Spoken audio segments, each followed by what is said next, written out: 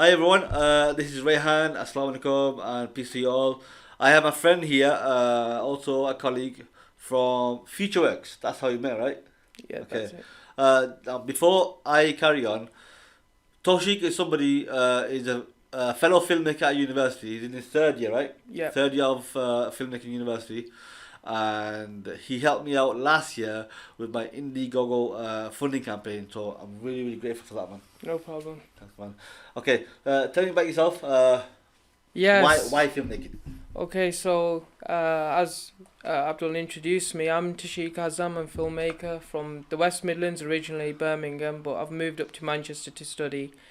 And the reason why I've chosen filmmaking is since I was about 12 years old now, I've like always had a camera with me. I remember as a kid going to see Ratatouille with my mum, and that sort of got me with a love for filmmaking. That's sort of never died, and yeah, since my teenage years, I've always been like filming things, making little videos, filming birthday events, things like that. Loads of family stuff that goes on, and yeah, it's brought me up to here. So now I'm working on like my short films, some corporate videos, adverts, things like that, and that's the path so far. But I'm really enjoying it. Not the long hours, obviously.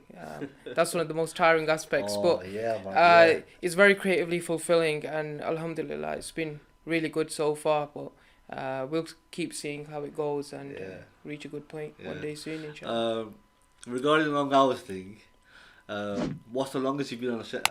On a set? Yeah, so I did a BFI short back in June actually, and it was a week long. So we'd start every day at about 2, 3 p.m. call times, and we'd finish at like 3, 4 a.m. every day. Ooh. And that was for a week straight. So that was like grueling, and it was in the midst of this strong summer heat, so it's very hot. Everyone's getting sunburnt, things like that. Obviously, I don't have that problem because We're Asians, yeah, we're innit? Asian, We're so Asians. We yeah, don't get sunburned. yeah. So I was just chilling, but yeah, it was very hard. And other than that, I think it was in my first year with a fellow FutureWorks student. He was in your year.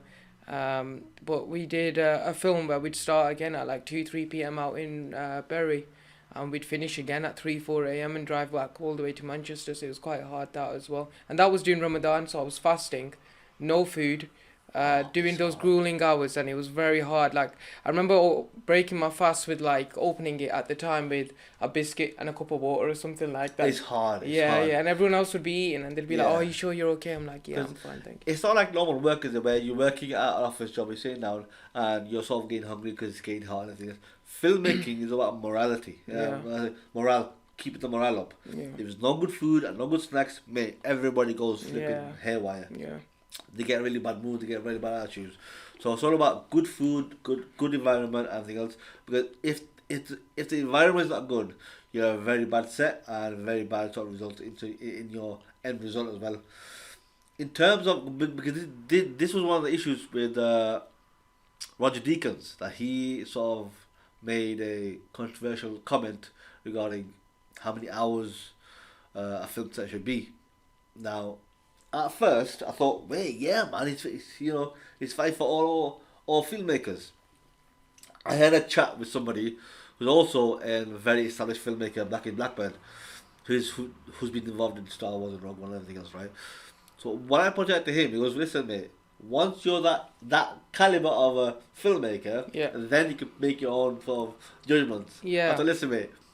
I 100% agree. You definitely humbled me right down here, right? And I agree. I actually agree because when I put some thought behind it, because setting up a set, organizing all the individuals, because what you see on camera is about 2 3 actors. You know what I mhm, mean? But those 2 3 actors, what to get that scene done, you need what audio engineers? How many? Depending on the thingy, but you need at least one. yeah, Right? At least one who's carrying the audio kit, the boom mics, the whole wires and everything else. And make sure he's got all the batteries.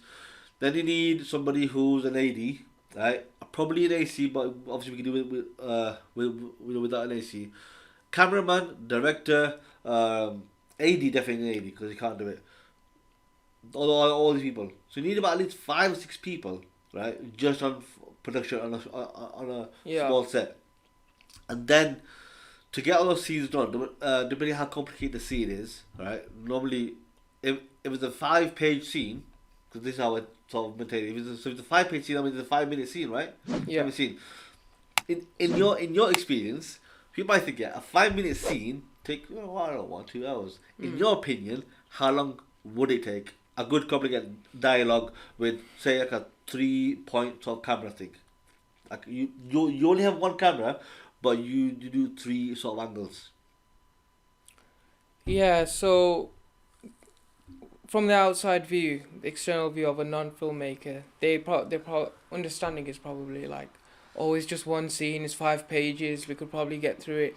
But once you translate to the shot list and you give about like 3 takes each per shot, even if it's like a 10-second thing. That's at least. Yeah, At and then least it three all adds takes. up. So like one scene, altogether, say like you're given 5 to 10 minutes per shot, and it adds up, and like you're looking at like I don't know 5 6 hours plus Plus, yeah, around definitely. that mark. It just depends how efficient your set is because the more crew you've got, I guess more crew doesn't always mean a better set. But No. say you've got more crew and they're very capable and experienced, then you're gonna turn around and get that work done better and faster. Yeah, yeah. But say you've got less crew and you're starting out, you don't really know what you're doing, you're not really efficient, you're not keeping on time. That's when things start falling apart. So Mm.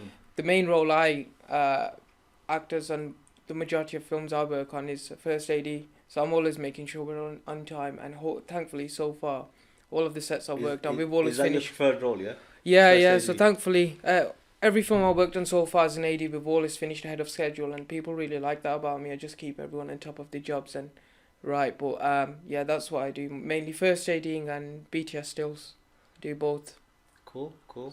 So, My preferred role in a film would be first AC. yeah, I'm not so good at making people do things yeah, because I sometimes come across. It's not the truth, but I sometimes come across too rigid or yeah, too bold in your face. So I have to stay away from that sort of role. I'll do it. I'll keep in mind that I need more mellowed down a bit. mm, But my preferred role is first AC because it's all about camera. It's all about yeah, camera. Make sure the yeah, our director and the cameraman is ready for the shot and everything else. I get everything ready. Focus pulling, all those stuff. I love that part of the job. yeah. So anyway, getting past the whole future work, university, filmmaking thing, right? Any particular reason why you became a filmmaker, or is it just like you just thought, Yeah, so as I said, as a kid when I saw Ratatouille, that sort of I think I was 5 or 6 at the time, and that really gave me an interest, and since then I wanted to do it. But up until sixth form, I was studying arts and law. So law was originally the path I was going to go down, but I right? just didn't enjoy it, and yeah, it was just very tough.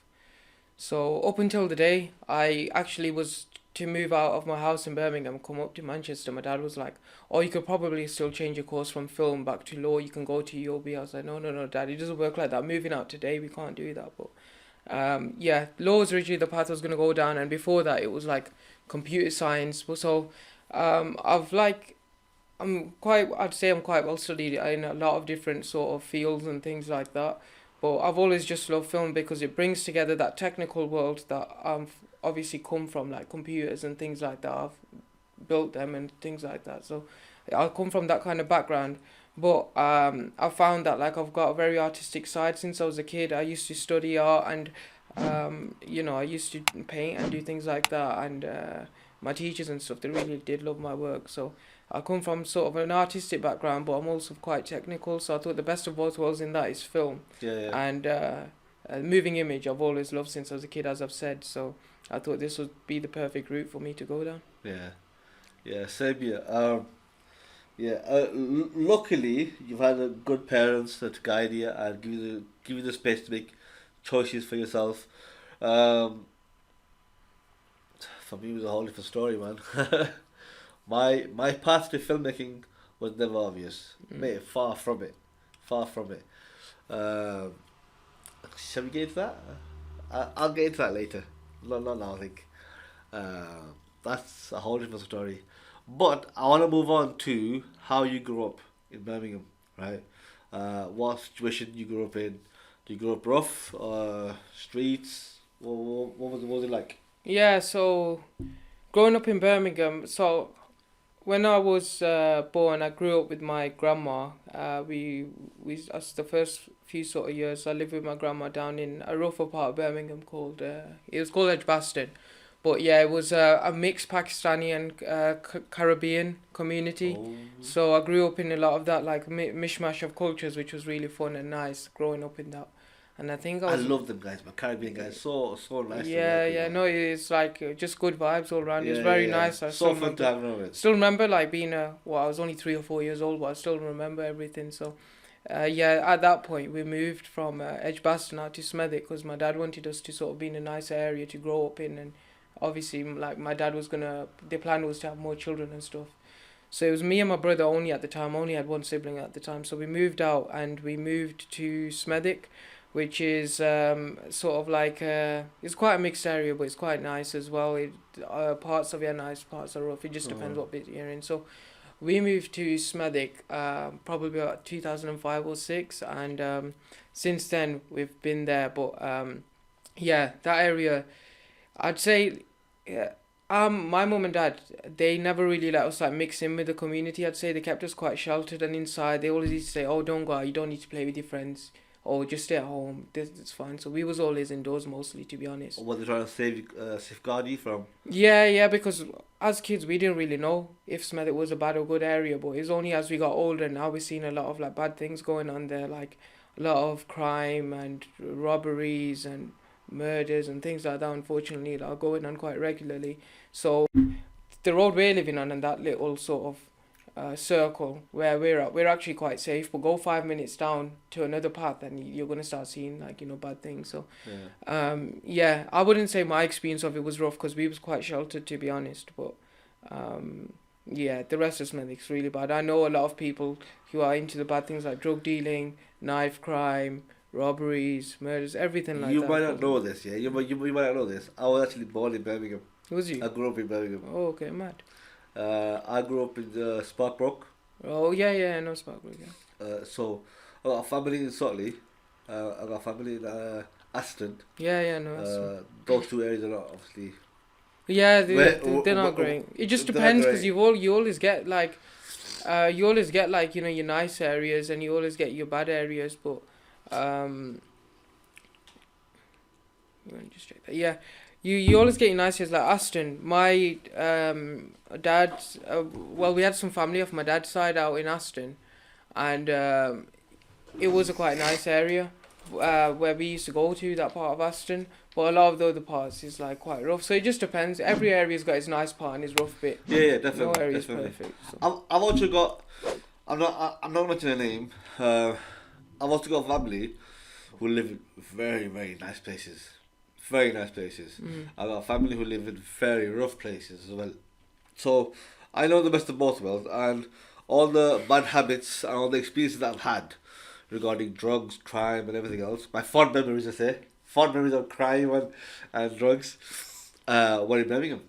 Okay. You know what I mean? I actually like Birmingham, but I'm also glad that I didn't stay in Birmingham. I'm glad that we left. My mum and dad left Birmingham to come to Yeah. Oldham. Yeah, I don't want to give it a bad Not that, rep. not that Oldham is sort of better. So Oldham was back in the days was rough too, but probably a better step towards. Yeah, well, I don't want to give Yeah, Birmingham pass. a bad rep because it is a really good city in my opinion. But yeah, like I said, it just depends what parts of the city you go into. You can't say any city is just bad because of one experience or a few.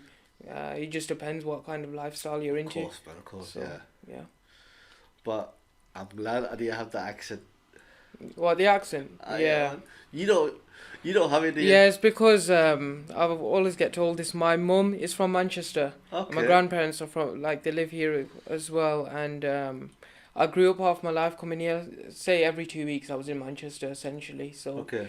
yeah. And as I said, we was quite sheltered, so we didn't really get to mix in with proper Brummies. Yeah. We was at home with my mum, and we only ever heard the Mancunian accent from her and her sisters. So Cool. we've just got, Yeah, yeah. like, we don't. I don't know if I really got an accent. It's just a blend of bit of everything. Out of the accents, yeah, Irish, Scottish, Welsh, and the Brummies. Which accent is the worst? I don't know. People like the Romy accent now because of Peaky Blinders, but yeah, I wouldn't really say there's worst. I'm actually quite a fan of all of them. You know, it's Mate, I love Birmingham, yeah. yeah, I got a lot of fond memories of Birmingham, right? I mean, got a lot of friends there. yeah. But I got accent You kills me. can't get over that, I yeah. can't get over the accent. Yeah. I'm glad I left it. Um, the accent that I love the most is Scottish accent. Mm. So I love it. And the most funniest accent I think is the Welsh. And I can't believe that we're actually talking about accents. Yeah, Let's move on. yeah, yeah. Right, so what I want to talk about is that your future works, the university that you're doing filmmaking in, got any good bad memories? Like, what did you feel? Yeah, so I'm still there, as you know, third year. But first year I started when coronavirus just hit and everything, went into lockdown. So yeah, that to be honest, is really bad memories. Like spent the whole of the year inside my dorm room. I was in student accommodation in my first year, and it was just really bad. We couldn't go out, couldn't do anything, Yeah, and then it was just all his online lessons. So I started wondering, like, oh, why did I even move? Why did I spend all this money to come here when I'm just locked inside? Who knows how long it's gonna go on for? Because we was very uncertain at the time, as yeah, everyone was. yeah. And then I got COVID. I got off my dad on a trip home, and yeah, it was just really bad. Remember, I think it was like 6 weeks just blurred by. I can't even remember anything. I'd wake up, it'd be dark outside. Go bed, it would be dark outside. Obviously couldn't go out and do shopping. My flatmates would like bring the things for me. So yeah, it was just really bad. My first year memories, didn't really get to socialize or make any friends or do anything like that. Yeah, because the whole point of university is that Yeah, that first year you want to network, do. make connections, and have Yeah, like a and that bond. first year as a But the student, first year, they say that it's like your first year you get to enjoy and chill, and your yeah, grades yeah, aren't really like it's much more taken better. seriously. Yeah, Yeah, but then my second year, thankfully, was really good last year. Got to make a lot of friends in my class, got to network a bit, go about Manchester and just see what's the city's like and who's out there and things like that. So it was really good, and I did enjoy it. Got the proper student experience, I guess, last year. And then now my third year is quite a lot more serious just because of the workload, as I'm sure you remember from last year. And yeah, I'm networking a lot more outside with people not from Future Works, like filmmakers, and just things like Media City and people around just in the main sort of hub of the city. Just networking with to build up my, I guess, network, and in the future hopefully to get work all yeah, over, because I do a lot of work in Birmingham, and I didn't wasn't really getting anything in Manchester, but this third year I'm getting a lot of work now. yeah. Just That's good, all man. over about. It's good that you're enjoying it and feeling that the whole student lifestyle. I think. For me, probably it was okay. Going to university at the age of what? How old was I? I'm 37 now. I don't know, 33. 35, 34, 35, Yeah. yeah. You know what I mean? Um, it was I wouldn't say difficult because I I've already graduated from other sort of boarding schools and stuff like that. Yeah. But it was I never thought I'd get into university. Right. Never ever thought. You know what I mean? I thought I'd just carry on working, and what is my sort of responsibility as a son, as the eldest son of the family, and also everybody else who looked up towards me. Also, I felt like I was responsible for them as well. Mm. My mum was ill. You need to look after her. Need to find a job. Got any job. Worked on that for ages. You know what I mean? So I didn't work towards building myself up. So once my mum passed away, 2 years later, I thought, okay, what can I do now for myself? So I thought I'm gonna be daring. I'm gonna just jump the leap. A leap of faith. I get to university and do filmmaking. Mm. That's what I did. I never thought I'd graduate. You know that. Mm. But you know what surprised me the most? It's how easy it is. I'm not sure about you guys. Yeah. I found it easy. Yeah, I think like growing up, we've always sort of been told like, oh, university is very hard and Yeah, things yeah. like that, and like, oh, you need to prepare and all these exams and things we do at sixth form and college and secondary just to prep to Yeah. think like, oh, we're gonna get to university level and be doing 10 times harder work than this. Yeah. And in a sense, some parts of it are like that, You have to put the work in. but for the majority of it, it's like I think it's maybe not in the same way It's that not it was as being taught us. overwhelming Yeah. as it But me, sounds. I think it's because of our course, because I've got friends that are doing things like computer science, programming, maths, things Could like be. that, Yeah. and their courses are crazy. Like I've seen what stress looks like, and we've got it easy. We had it easy compared to what they're dealing with in their first year. Mm. So I spoke to this. I spoke about this same topic with a friend of mine who's also went to university the same age as me. He's doing psychotherapy. yeah, Now his job isn't some walk in the park. You know what I mean? yeah, A lot of research, a lot of paperwork, a lot of essays. yeah, Us guys, we do a lot of practical stuff. There's a very theory yeah, sort of yeah, based. You know what I mean? So he was telling me that he also felt sort of like it's not all that. You know what I mean? yeah. It's all right. It's easy. Yeah, you just He even said, if I get a first, which he did by the way, if I get a first, I'll be disappointed of how easy it is to achieve the first. yeah, You know what I mean?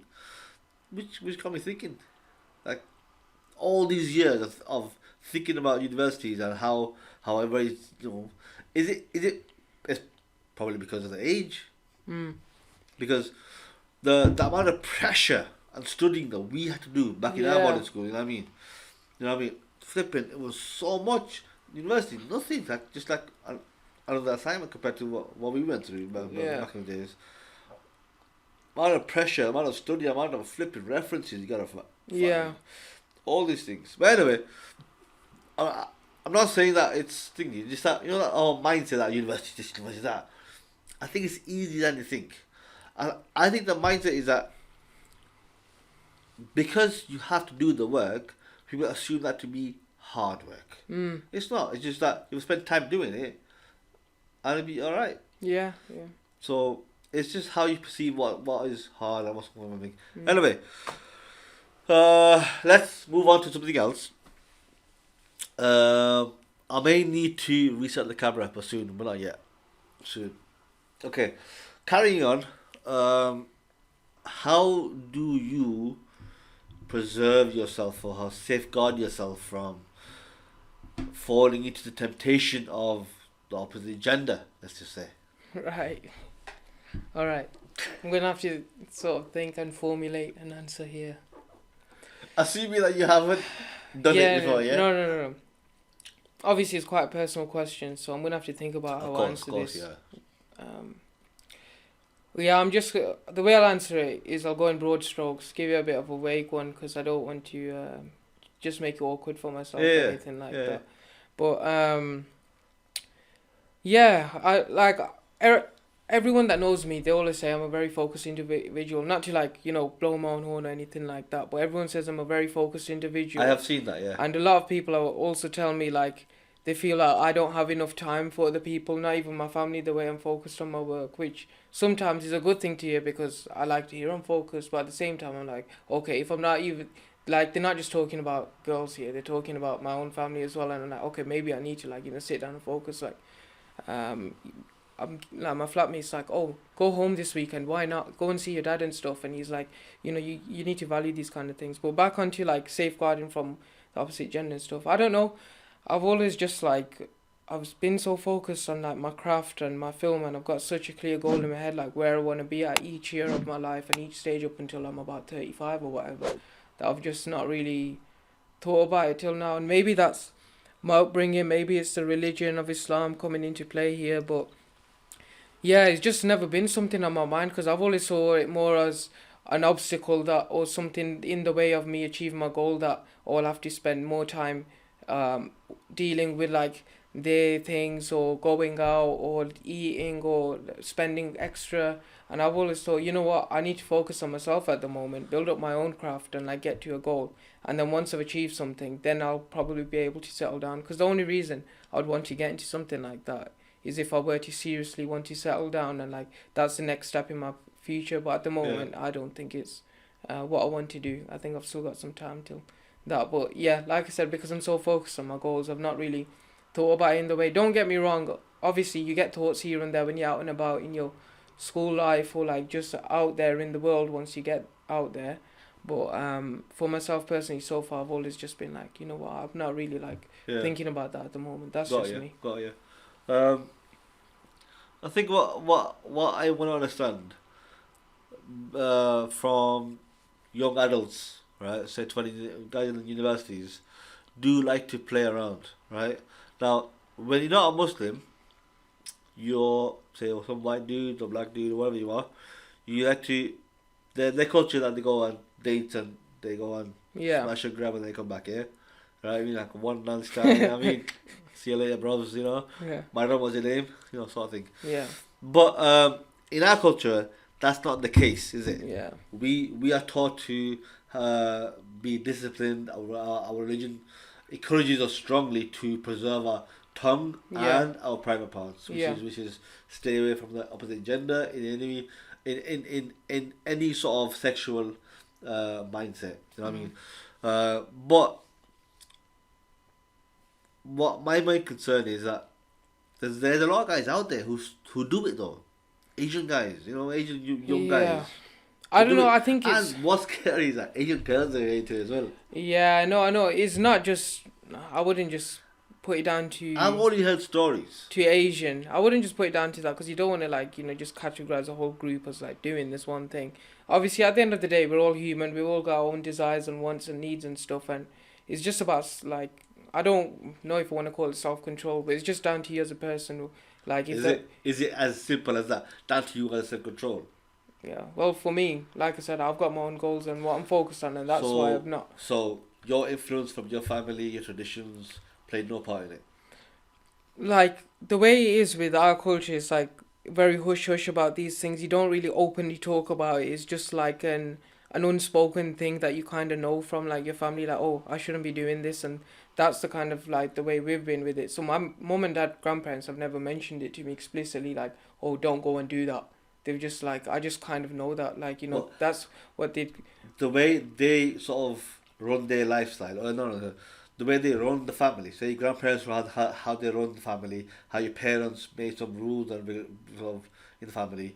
They may not have said the rules, but they have definitely made an environment where these sort of Yeah, values are sexual, promoted. values and traditions must be passed on. Yeah. I mean, so it may not be verbally passed on, but Yeah. it definitely by practice Yeah. it's definitely passed on.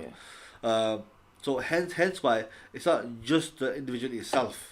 I mean, unless you're seeking the truth and you're seeking to be safeguarded from that, Yeah. and you seek the hadith and the Quran, so the Islamic traditions, but normally it's the culture that plays a part in it. Yeah. Let me just put that on. Yeah, so back to the topic. Like you said, yeah, for me, my belief has always been like not even a religious way. Okay. Back to like I would for me it's not even like maybe it's a bit religious and cultural, but for me it's always just been like because for me personally I've got such goals in my mind. Is your family very so is your family environment very religious or is it very cultural sort of environment to live in? Because It's so a this is my mix. family. It's a My mix. my family are Bengalis, right? Now, yes, they're Muslims. They pray their namaz and salah Yeah. and prayers and everything else, but very heavily influenced by the Bengali culture. You know Yeah. what I mean, and they happen to be Muslims who Yeah. pray and worship Allah, right? So that's the background I come from. Now, my kids' backgrounds, so my kids' home environment is a very Muslim environment, Mm. a Bengali culture environment. Mm. So that's the sort of environment that I've created for my household. You know what I mean? What about you? Like, what kind of culture you grew up in? Yeah, so Pakistani culture firstly, and then we've got like the Islam and things like that. It's been very prominent in my life because my grandma from my dad's side, like I said, we used to live with her. So growing up, she was like very religious, and the only things we'd be allowed to watch on TV is like Islamic channels. We'd be going to mosque. Wouldn't be allowed to play with like really toys and stuff or watch any cartoons. We'd be watching that kind of thing. So that's the kind of environment we grew up in. And then we moved out to our own house. My mum and dad still continued that. We went to madrasa, mosque every day at like 4 p.m. straight after school. We'd be there till evening. And then on Saturday, I guess we'd get a bit of a day off. But on Sunday, we'd go to Sunday Islamic class. So it was like, we was like always in the sort of Islamic system growing up. And then, like I mentioned before to you, prayed my Quran, read the Quran about 3 or 4 times. Learned everything tajweed, fiqh, Akida, Yeah, everything like that we was taught, all the topics and of all the religious different topics, topics yeah. and things like that growing up. The do's and don'ts of Islam, the how to the art of reciting the Quran as well. That's a Yeah, whole different topic. You know what I mean? So yeah, I it's a very, I don't want to use the word typical, but for the lack of word, I'm going to use the word typical. Very typical of household common for yeah, every but male. You know what I mean? just to expand on it, that was like very influenced by my dad's side because my dad is an immigrant from Pakistan and he Yeah. came here about 22 years ago now, 23 Right. years ago. But my mum, she's actually born here and she's from Manchester, so the Right. way she grew up was very Western, I guess. Like my grandparents, from my mum's side, they are obviously Muslim and things like that, but I feel like they weren't as strict as my grandma from my dad's side. Hmm. So coming to Manchester and growing up with my mum as like the English speaker in the house and being in that sheltered environment, not going out and things like that, really just spending time with my mum. We grew up with more of like an English mindset, I guess, like things like going to see Ratatouille in the cinemas. Yeah, We yeah. don't really see much people that come from Pakistan or Asia taking the kids to do something like that, but that was something my mum did. And she made sure to give us best of both worlds because it was her idea to put us in the Sunday Islamic class, so she wasn't completely neglecting the religion and deen. But it was like she also didn't want us to feel ostracized and left out at certain points in our life when we'd grow up. She didn't want us. She wanted us to feel as part, like we're still citizens here, we're still English. Yeah. Wants us to be a part of everything. Doesn't want us to be like excluded from things. So I guess, the best of both worlds. And yeah, that's the Yeah. way I've sort of That's grown good. That's good. up. I can obviously see it working in here because Mm.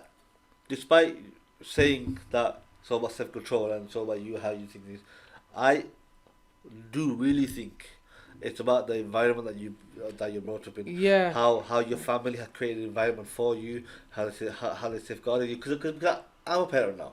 yeah, My kids don't know the half of things that I do for them. You know what I yeah, mean? I don't expect them to understand. I don't want to thank you for them. I just want them to be safe and secure and their mind to be free from pollution from all that bullcrap. yeah, So if I have to make them stay at home for say a little longer or here and there and restrict their movements from here and there, I talk to anyone else, yeah, then I'm safeguarding their mind from those pollution. yeah. So I heavily believe that the environment that you come from is a very beneficial, safeguarding environment. That means your parents were doing their job. Yeah, my mother and father, like I said, they fostered that environment and made sure it was a good environment. My dad, he worked like very long hours and late shifts and things in his job, and my mum, she was a stay-at-home mum, so she could make sure we like A lot of all his, respect, man. A lot of yeah, respect for yeah, stay-at-home moms, yeah, housewives, because nowadays the whole woke culture, feminism, bullcrap that's going on. Yeah, yeah. you might not say this. I'm gonna say it, yeah. Okay. I mean, I I will tell you a story about feminism, but let me just the whole idea of feminism and the whole how feminists look down upon housewives, I don't like it at all. You know what I mean?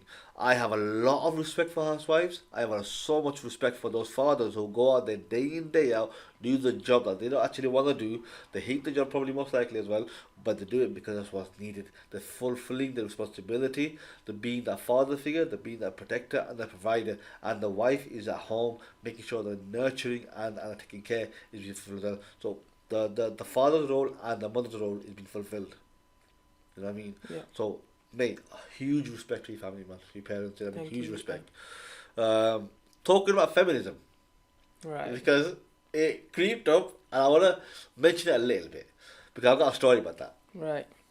Now, when I was in the first year of university, first year, second year, I didn't know much about feminism because the world that I came from, the environment that I came from, the community that I came from, mate, I heard about feminism, but it didn't revolve around. We didn't talk about it. We didn't do much about it. It didn't come up. You know what I mean? Also, the hashtag #MeToo movement as well. You know what I mean? But so when I was in university, I was asked that question. I actually put this story on Facebook.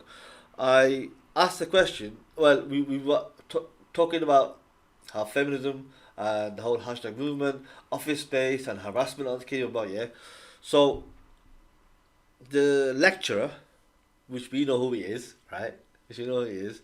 She asked a question: would you hire a female in your office? Now, obviously, everybody, all the guys, because they're all white anyway, said yes, of course. Why not? You know, equal rights, equal rights, equal rights. And I gave it a lot of thought. And I made my sort of context where if it was just me in the office, I'm the employer, and I needed help for something else, I was just me in the office, I would not hire a female.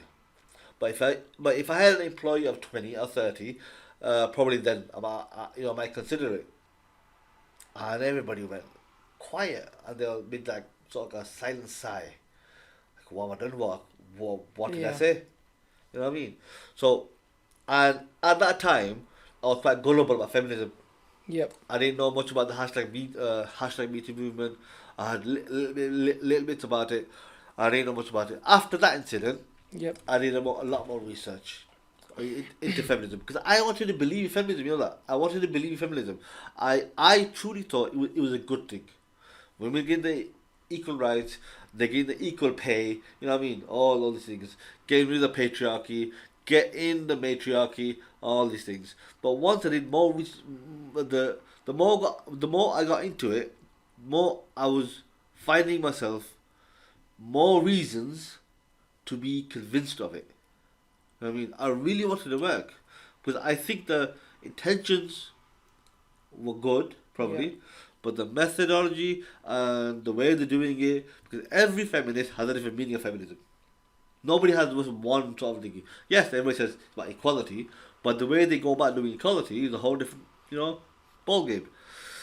So yeah, that's my story in university, and that's my sort of introduction to the whole feminism and the hashtag Me Too movement and how biased it is against people who are traditional minded, who have values that go on for so many centuries, and we also still upholding it. And feminism is I think is destroying families because men are being emasculated, women are being given this false illusion that they could do what they want and they could do everything without men. You know what I mean? I know you don't want to talk about this because you're still young and you don't want to burn any bridges for your future prospects, and I appreciate that. Yeah. On the previous topic, I guess we'll keep it at no comment for now. Yeah. No comment, yeah. Yeah. Plus, well, yeah, we'll just keep it at no comment. But as like a previous imam and alim and things like that yourself, what has been your experience working in an industry like this? The film industry. Yeah. Or just any industry really, any workspace environment in the Western world, because they're all very similar at a core level. It's just the jobs you do that are different. It sounds like a simple question, yeah, or it's not a simple answer. Because I'm 37 years old, yeah, guys. I'm not as young as I look, okay. I'm 37 years old, and I have applied for no. There's no MOT VAT, yeah. I've no exaggeration. I've actually applied for 1,000 jobs Right. in my lifetime, more than 1,000 jobs, right? I've been to at least plus 200 interviews, and I knew at certain interviews that I was better than most guys. I could do the job better. I could do the job better. I was more friendly. We had a good laugh and everything else, but they wouldn't hire me. And back then, it was the whole 9/11 thing was quite fresh in my mind, and the Mm. whole Islamophobia thing was quite ripe, about in the air. And I was a Muslim with a jubba. I didn't dress like this all the time because I was still a teacher in mosque, Mhm. so I had a topi on, and obviously my daddy was like The this, grown and stuff. Yeah. you know. So I looked like what they are perceiving me to be, not the good guy sort of thing. So they would hire me. They won't say that up front. Why would they say that up front Mm. for? But they would hire me. They would hire either girls, good looking girls, or guys who clean shaven, stand up, and wear a nice suit. So yeah, so I vowed to myself that whatever I become, I need to learn a skill that I can be my own boss in. Yeah. So obviously that took me years to figure out what the hell that skill was. Mm. So I stumbled upon filmmaking. I was doing a favor for a institution, let's say. I was doing the favor. I borrowed a camera and I recorded a lecture, and I did some basic edits, using free software like Power Video thing on. Power director or something like that. Yeah. Power Director. I was using that for free, and just made some edits and put it up there. And the more I got doing it, the more found interest in it. Mm. So I bought myself a camera. When I say bought myself a camera, I persuaded my sister to buy me a camera. Right. So I got into that. Started doing some small sort of music videos, face based, music videos. The more I got into it, and then after about 2 years, because despite listen, I had a full time job. I was teaching. I was a family man, and I was working as a videographer slash editor as well. So I had a lot of things going. Uh, so I thought I said, if I'm gonna do this, I'm gonna quit everything. So I quit my day job. I quit mosque and went to filmmaking. You know what I mean? Yeah. Went to filmmaking. Uh, yeah. But the thing is, it wasn't as easy as that though. It wasn't easy as that. The reason why I became a filmmaker was I got annoyed. I got annoyed about other people who are not belonging to my culture or my background or whatever it is, telling us or showing the people how we are perceived. It's simple. Look at how Muslims are perceived in the world, in the media, in dramas, in movies. Look at how when documentaries are made, say the Blackburn one, right, regarding Ustads beating up the children and Mm. all this terrorist thing in Blackburn. Me, all false. I went to Blackburn. I spent 7 months in Blackburn. Yeah, all of them, even the white guys. Right? And I work with a lot of people, right? All the white guys, they hate that company because it's not true. We work with Muslims, we live with them, we work in harmony with them. That documentary does not do any justice at all. You know what I mean? So I said, if we need to, we can complain about it all we want, we can protest about it all we want, but until we don't become the people who narrate the stories, write the stories, create the stories, and film the stories, there's no point. We won't win.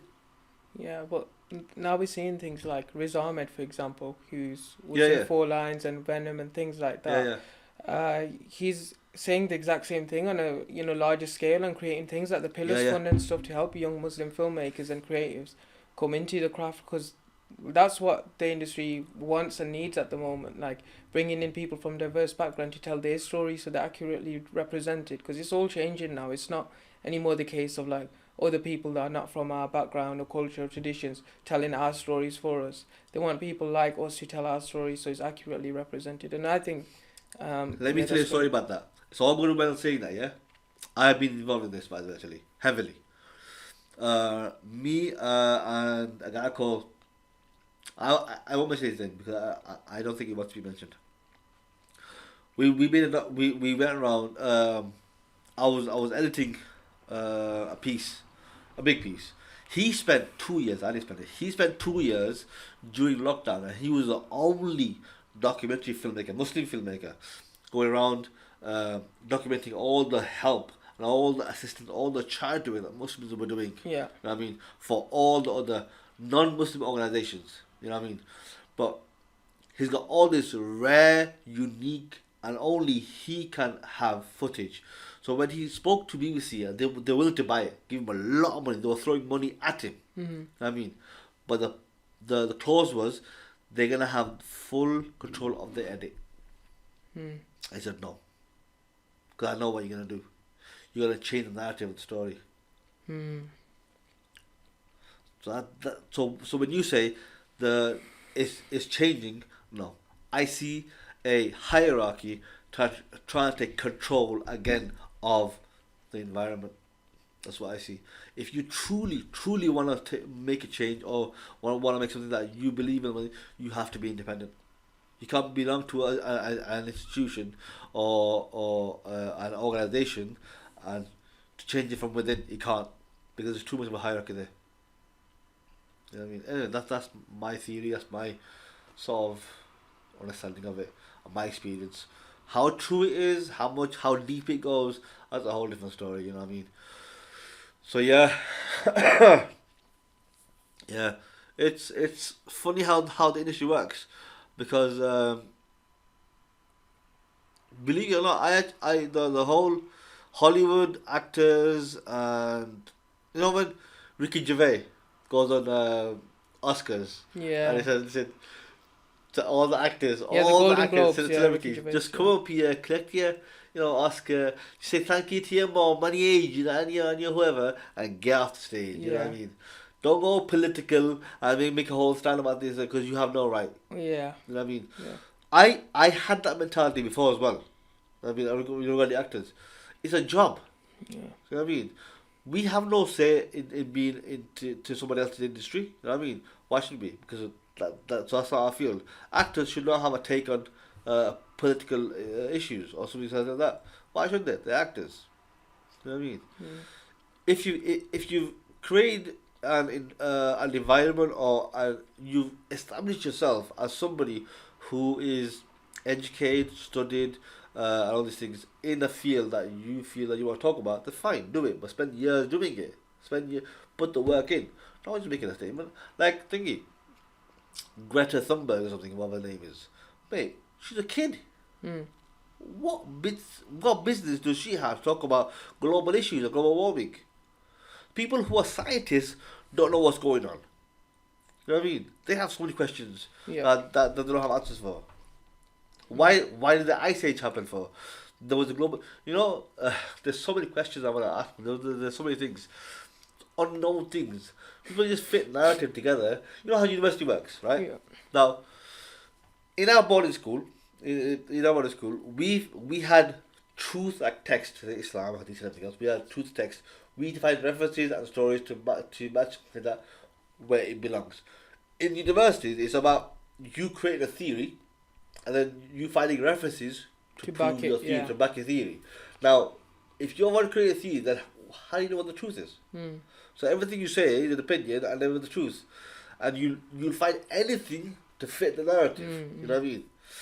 So hence why I see about thingy, the way I see about so many political issues out there. Global warming is one of them. The vaccinations, right? The vaccination thing as well. By the way, all debunked. Because what are Piers Morgan spoke about this as well. Piers Morgan, he spoke about the whole vaccination issue as well, innit? Right, where he was told specifically, and he was a forefront of making sure people have their vaccinations. But what happened? They said that if you take your vaccines, you won't get no. If you've already had the virus, you won't get it again because your blood has your blood learns to create some Yeah. antibodies, whatever it is. That was false. So now, if you had the vaccine, you won't get the virus. Apparently, you do again. If you had the boosters, apparently, you have to have. If you want to be immune to the virus, you have to keep having it every month. That's also false as well. All these things have been now been debunked. Now they found out. It's all a bullcrap lie. The whole thing is a lie. So who the hell do you believe? Who the hell do you believe? It's up to you. Like, you just do your own research and choose what you want to believe. There's Again, a the big research is there. Only what we are meant to find. yeah. It's only be put out there because Well, a lot of the that's thing what's is available. misinformation with minority and ethnic groups, like our community, say the black community, things like the Asian community. We have a big problem with misinformation and spreading things like conspiracies. I'm not saying the vaccines are right or wrong. I'm just saying that we have a big problem in our communities with misinformation and failure to understand bigger issues. But if you believe in vaccines or not, that's up to you. And everyone. I've had the vaccines, by Yeah. the way, because I've had to travel to Bangladesh. Yeah, no, I went to My- Pakistan, so my it's in-laws same were deal. ill. But yeah. So I've had to take it, and Yeah, no, I travelled Because earlier I had this to go year somewhere. twice. So without it, I couldn't fly. Yeah, same Wanna here. take it? Same. But and even then, I believed in it because that was the story that the BBC was saying, and radio was saying, take it, fine. To safeguard myself and my family, I'll take it. You know what I mean? I had no political view on it, but all this truth is coming out now, and the lies are being now apparent. What the hell do you believe? Yeah. Because what? It's as if an action was done. We were consuming chemicals to our body. Now, what the hell were those chemicals? Yeah. So it's not water, is it? Yeah, it's anything though, innit? You know what I mean? Anyway, the whole world is a bunch of mess. You know Yeah, what I mean? I've got enough of my own problems to think about, then deal with everyone, all these political things. So, to be honest, myself, I don't really um, go too far into like the news or whatever's going on with the world. I just sort of do my thing in my Yeah. own life and just make sure I'm okay on my Some being and some may family. say you're sticking your head in the ground like an ostrich.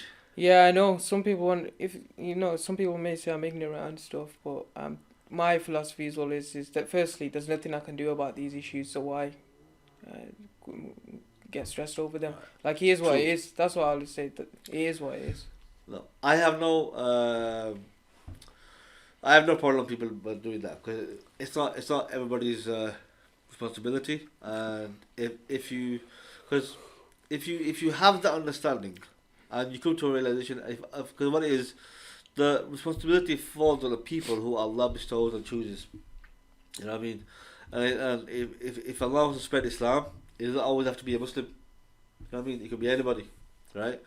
Um, that's what it is.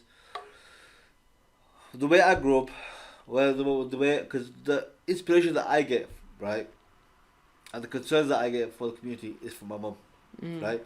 She was somebody, despite having nothing herself, would help everybody else. You know Mm. what I mean? She always thought of ideas and never talked about people. Mm. She would never gossip, Mm. despite being a woman, by the way.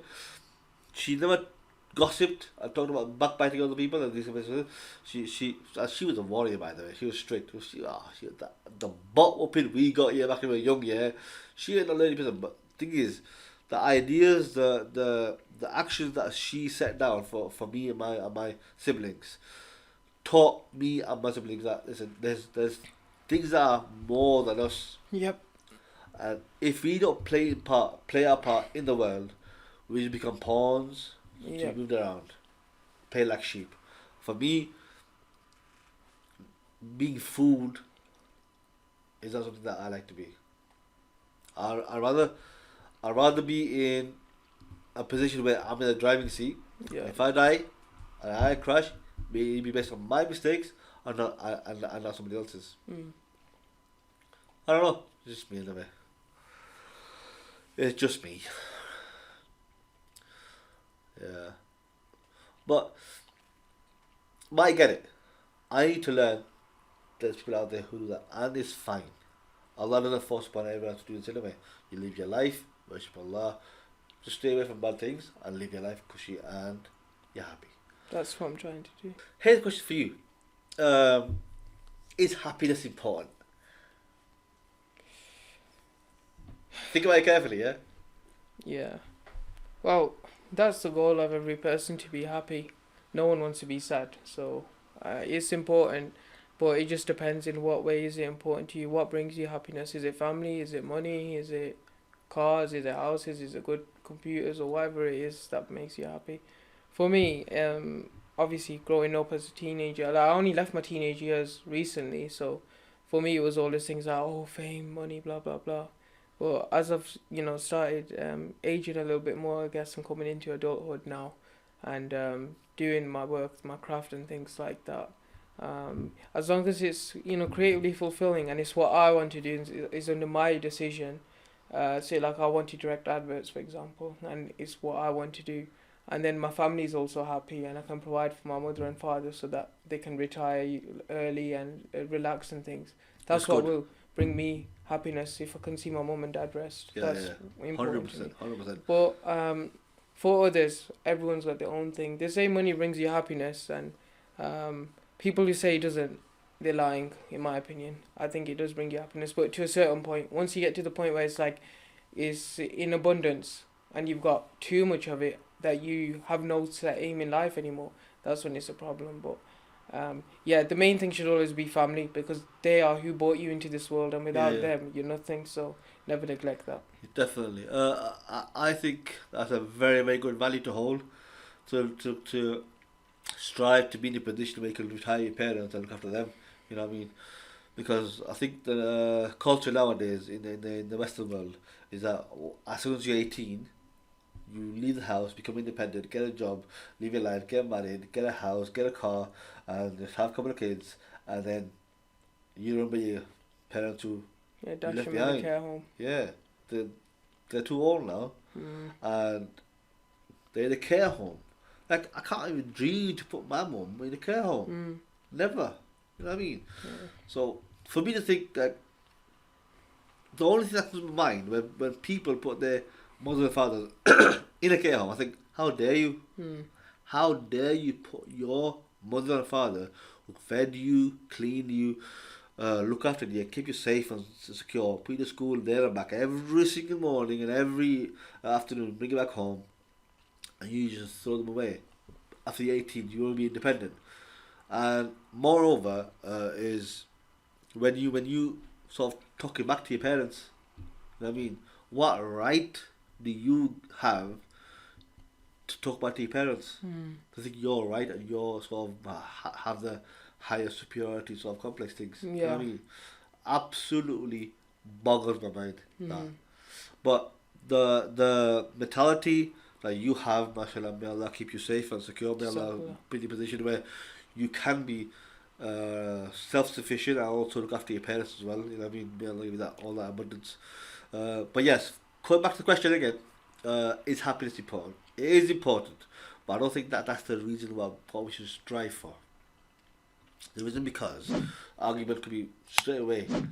That happiness, the question could be debunked straight away. Is that if a drug dealer gets happy by drugs, then is that okay? If a person gets happy by the alcohol stuff, so that's a whole different thingy. But again, happiness is not the objective. Yes, it's good to be happy. You know what I mean? You see clear, it's good to be happy. But happiness is not. It's the contentment of life you should be striving for, because you can be happy one day and sad one day, Yeah. right? So your result will always Yeah. figure. But if you're content with life and you're okay that sometimes I'm gonna have good days, I'm gonna have bad days, I'm gonna be happy days, I'm gonna have sad days. I'm okay with that. You're content with that. That's what life is about. So when you're content with life and you've achieved a position or sort of thing inside here that I'm okay, because this is what Muslims believe in it. Muslim believe that all good and bad comes from Allah. We say that kalima, remember? We know that all good and all bad comes from Allah. So if we truly believe that, Yeah, there's nothing to worry about. Yeah. Yeah, I fell one day, broke my knee. So Yeah. what? You know what I mean? It happened. Yeah. Yes, it hurts. What the hell? Got crappy day. Yeah, but once Move it's on. fixed, you know. Yeah, you're okay. move on. You know what I mean? We don't go, why me? Yeah. Why me? You know, why did it always happen to me? Everything's for a reason. Everything's for a reason. Not all bad things result in bad things. Some bad things or some negative experiences can or will or could lead towards a positive outcome. You know what I mean? That's how life works. It's how Allah operates. And Allah is a very mysterious way of working. We have no way of understanding. Yeah. Just gotta believe it. Yeah. I was Anyway, yeah. Yeah, I was just gonna say that I've been watching a show called Mad Men, and the protagonist. Mad Men. Yeah, and Alright. the protagonist Don Draper. Yesterday, I was watching an episode, and he said this line: "But what is happiness? Is the moment before you need more happiness." So Yeah. That's a nice line. That. Yeah, It's a nice. but line. yeah, we'll move on anyway from that. I just wanted to say it before we moved on. Yeah, it's nice. I like that line. Yeah, because you can never fulfill fill that void Yeah, the second you get it, it's gone because you want the next. because you like it. Yeah. Because you like the feeling, you have more of it. Yeah. You know what I mean? Let's say But- like you make a film, you'll win the award, but as soon as you won it, you'll start thinking about the next award. The next thing, yeah. So it's not So a permanent thing. it never fills that void. Yeah. And because you like being happy, you want more of it. You know what I mean? You chase it, you after it, you beg for it. Yeah. You're so hung up on it, you become desperate for it. Yeah. You know what I mean? So when sad things happen, you can't deal with it because it's like you failed to achieve happiness. Mm. Sadness and happiness are part of life. Yeah. Once you come to that terms, you're okay. Yeah. You know what I mean? Yeah. But we're digressing anyway, so we'll move on to the next topic. Let's digress. And to conclude, right? Let's call it a day. Is that I want to ask you a question. What have you heard of Andrew Tate become Muslim? Yeah. What do you think? Well, everyone's gonna have their own opinion on him. I'm not gonna lie. I was a fan with some of his teachings, just because for a person from the Western world, he had very traditional sort of values and things like that. And I'm not gonna say what they are. You can figure out what you know. Yeah, yeah. You pick and choose basically. But anyway, um, yeah, I thought it was really good. Up until the point it got cancelled, which was unfortunate. Like, you got deplatformed and things like that. Because the things he was saying, obviously the majority of the world's not agreeing with at the moment. But for the Eastern Hemisphere, their values would align with what he's saying. But anyway, now that he's become Muslim and stuff, and uh, it's great for him because prior to that point, his lifestyle was, like drinking and women, and he was doing all these things and drugs and whatever. But now he's like reverted to Islam, and he's got like this goal and stuff in mind, this way of life for himself. It's not only good for him, but it's good for the whole Ummah, because for a lot of young men that was into his videos anyway, like myself who used to watch him, it's given them sort of a figure to look to. And maybe he's not as educated as me, because I've been a Muslim my whole life and I'm younger than him, but because he's got this such huge fan base and following already, he can sort of he's like a figurehead now for the young male community. And going from here, the more he learns and stuff, it's gonna only be beneficial to the people in like my teenage, young adult sort of age range. So yeah, I think it's good what he's done. So you think he's a positive role model for yeah, young men? yeah, but it just depends on the way he teaches the things, because I think prior to him becoming Muslim, and when he was still like doing his podcast and stuff, sometimes he went a bit too. I feel like certain things he went a bit too extreme with, where it was just like it was outside of the lines of like, not even like being a liberal, whatever it is. Like sometimes he just went a bit too outside of the lines, but maybe now that he's come to Islam and he's learning and stuff, he'll be like, okay, maybe you shouldn't go that far. There's like levels to everything. Yeah. And, like it's just self-improvement. Once he gets to a certain point where he's knowledgeable enough and like he's a good Muslim, it's going to be good for all of us, I guess, because like a person like Islam is the fastest growing religion in the world. We've got I think about 2 billion Muslims around the world. Hold on. Have you heard of the latest census? No. The latest census. This country now is officially not a majority Christian country. Yeah, anymore. no, actually I saw that. It's below 50%. Now it's 44%. 44%. So yeah, it's quite. The people now pushing towards like schools not having Christian background now. Yeah, it's just atheism, because obviously the last generation, or the people that fought in the World War II and things like that, they was really the last gen who had proper Christian values and things. But now with the children and things, we're seeing there's a lot of atheism and stuff like that. And obviously from my standpoint as a person of an Abrahamic religion, it's quite disappointing to see. But I live my life, you live yours. That's the way it is. So but going back to Andy Tate, I think it is a positive thing that he's reverted, and so it can only be we're always welcoming new Muslims, no matter who it is, right? Yeah, it can only be a good thing for us. It's only be a good thing. You know what I mean? It's never a bad thing. We always welcome. There were some people who are thinking, oh no, he's not Muslim. I don't give a damn what they say. Yeah. Anybody, bad, good, doesn't matter. As soon as they become Muslim, they are in the eyes of Allah a newborn baby. Yeah. They are sinless. They're pure, yeah. You know what I mean? They're pure. So who the hell are we to judge? Yeah. You know what I mean? Nobody. So he should be welcomed by we can't judge his past anymore. Can't his past judge it, is basically irrelevant then. It's irrelevant. The second he becomes Absolutely. Muslim, it's gone. If Allah's forgiven, it would that be? Yeah, you're right. So yeah, I think he'll be a very good person for the community though. I actually put a Facebook post when I had the news of Andrew Tate becoming Muslim. I secretly wanted him to become Muslim anyway. Yeah.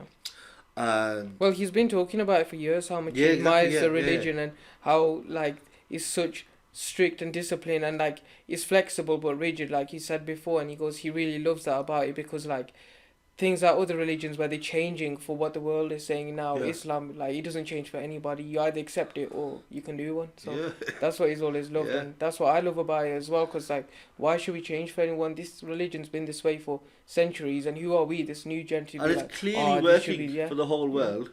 So we don't adopt the liberal mindset where we can do what you want as long as you don't harm anybody Yeah, now you're else. seeing it like with the Qatar World Cup, for example, and all of these news articles coming out about human rights and like the A LGBT very small part thing and where stuff they want to like grab that. onto things, you know what I mean? Yeah, but I feel like it's been blown out of proportion. Like Way, you've bro. seen all of the Yeah. videos of the people that have gone from here to see the cup, and all of their experience has been very good. And they said we've not faced an issue, and don't listen to the media. So it's quite disappointing. And like one thing that really disappointed me was the opening ceremony where they BBC didn't show it, did they? recited the Quran and stuff. BBC didn't show it, and I felt it was quite disrespectful in my opinion. But everyone's got their own opinion on that as well. I just found it quite upsetting because I thought he's really good. It could show the whole world what Islam's really about. It shows the biasness. And yeah, and everyone's You know what I gone. The whole world is gone to see this cup, and everyone's enjoying it. But the BBC not showing it. That's just very disrespectful in my opinion. But Yeah. that's what it is. Because the whole LGBTQ sort of stance that they've had, and they're trying to enforce that onto other people. Believe, right? I mean, what if we change that around? We did that with Islam. If we went around saying you believe in Islam, believe in Islam, Yeah. how would that be done? Yeah. So for example, if Russia, obviously Russia had the World Cup, Brazil had the World Cup, and all the Muslim guys, right, went down and started forcing people to believe in Islam, how would we have perceived it? Yeah. Or how would people perceive us? So now that when LGBTQ community are enforcing their ideas on other people, you know what I mean? That should be banned too. That should be the same way, because for them, religion is their culture. Is the LGBTQ mentality. That's their religion. That's their faith. It's a whole hypocrisy, sort of double standard stuff. You know what I mean? That nobody wants to point out. People are trying to point out through social media, but in terms of organisations, nobody's pointing it out. BBC is definitely biased. Yeah. You know what I mean? We can talk about this for quite a while, and we have been talking, and you've been an actually wonderful guest. I love, having you on as a young man as you are, 21 year old, yeah. Sorry guys, 21-year-old, me being 37. You know what I mean? A little. 16-year gap. You know what I mean? A very long way. I appreciate you coming down, obviously, and a fellow filmmaker like yourself. You know, I hope for you I hope the best for you and your dreams to be accepted and succeeded in this world and in the hereafter as well. Inshallah. And may your parents be blessed and full of mercy as well in the household. Ameen. You know what I mean? Yeah. That's what it is. And I hope I provide this. We've had a good discussion. I hope that we've provided some value and some insight into filmmaking, life and experiences and all these things. Yeah. Yeah, no, it'll be good for the young men just trying to find their way through the world and young men just trying to find the word. You're absolutely right. Yeah, you're absolutely right. Yeah, maybe my sort of experience can give them some insight into one way they could sort of lead their life. But yeah. I have a huge respect for people, young men like yourself, who have gone through their young teens, college years, and early universities without having any engagement with the opposite sex. Yeah. I have a huge respect, and also holding on to traditional values from parents and our households, and carrying on, living that life as well, acting upon that life. Mate, I have nothing but respect for you. Nothing but respect. Exactly. You know what I mean? Appreciate thank you for having me. Yeah, man. Yeah. Alright, guys. I really enjoyed that. So this was Toshiq Azam, the fellow filmmaker, and I wish the best of him. I'll put up a link of his Instagram and website and everything else in the description. If you like this podcast and if you've liked what's going on here, you know what it is? I'm talking to the camera right now. I see that there's somebody behind the camera listening, you know what I mean? So this is the part I feel the most awkward, because at the moment I'm talking to you, which is good. I'm reading your facial expressions, I'm reading all the sort of things that you're listening and what else you do. Here, I'm looking at the camera. So I feel that very awkward, but things that I need to get used to. So guys, thank you for listening. If you made it this far and you've bothered to come this at the end, that means you've been listening, yeah, to our nonsense. So yeah, subscribe, like, share, but more importantly, share me your thoughts. Tell me what you're thinking. Tell me what you're going through. If you want to be on the podcast, give me a comment or text me, email me, whatever you do. Get in contact. I will definitely reply back. I want to know who you are, what you do, and what your experiences are. I want to know who you are. You know what I mean? Tell me what you've been through. Tell me what your experiences are. Tell me an event that you're going through that may be helpful for the wider community, for young teenagers, for young men and women and families out there who are struggling to get by, who may need a little hope just to get on with life. You know what I mean? That's the whole point of this podcast. And yeah, all right. See you guys later, man. Assalamu alaikum.